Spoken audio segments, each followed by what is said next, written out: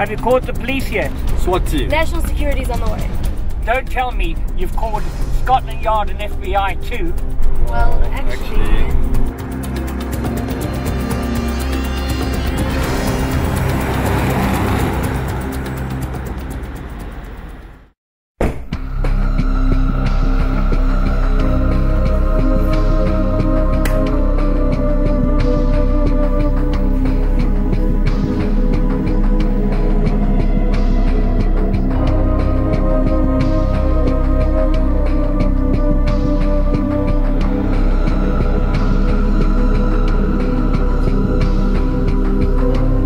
Someone left in a hurry.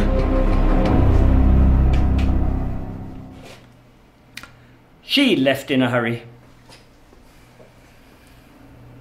You think she smokes Cubans? This was definitely a team effort. Well, make like a team and start processing.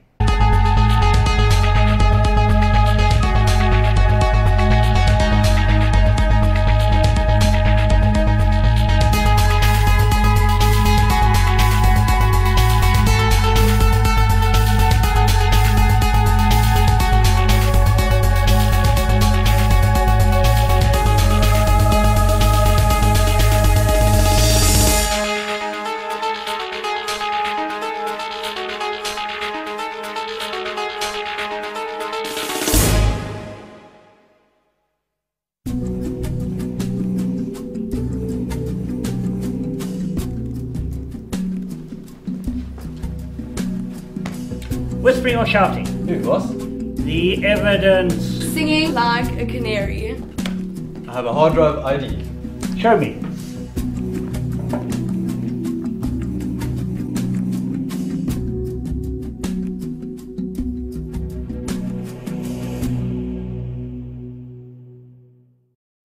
My name's Ian Malamed, and I would like to welcome you to the Data Forensics Investigations Laboratory. Data forensics deals with three areas: crime scene management, evidence retrieval, and the laws relating to electronic evidence. Within crime scene management, there are two main issues that need to be taken into account: the possible sources of evidence that may be encountered, as well as the preservation of the evidence. Investigator skills need to extend from standalone devices to networks. Personal digital assistants, commonly known as PDAs, include handheld computers and smartphones. Data on these devices can be destroyed simply by letting the battery run out. It is imperative that the volatile data is written to hard media as soon as possible. In addition to PDAs and mobile phones, other devices that contain volatile data include iPods, MP3 and MP4 players, digital cameras, sat-nav systems such as Garmin and TomTom, printers, photocopiers, motor vehicle onboard computers, digital recorders. In fact, in any device containing a silicon chip with memory capacity. Yes, even washing machines and refrigerators. Evidence retrieval is the core of the data forensic operation. It should always be possible to independently repeat the evidence retrieval process to arrive at the same result. Documentation is required of the complete process, literally from the crime scene to the time that all evidence retrieved is handed over. Tampering with evidence is a real concern, and avoiding any possibility of evidence contamination is vital. Biometric access control to the Data Forensic Investigation Laboratory and Evidence Room, together with CCTV surveillance, confirms that only authorized personnel have gained entry. The CCTV cameras are positioned to cover the movement of all devices. All individual devices are tagged and their movement logged to confirm that the chain of custody has not been broken. The basic evidence retrieval process consists of logging the device into the Data Forensic Investigation Laboratory, bit copying the data contained on the original device to backup media, log original device into evidence room for safekeeping, using the best available tool to retrieve the required evidence. Copy the retrieved evidence to a movable media, for example DVD or memory stick. Write report. Place report and all copies of evidence in evidence room after logging all information. Whilst the process is simple, its implementation has to take into account the multitude of different devices requiring a range of connection cables. The knowledge of which retrieval tool would best suit the extraction of required evidence is built up over time.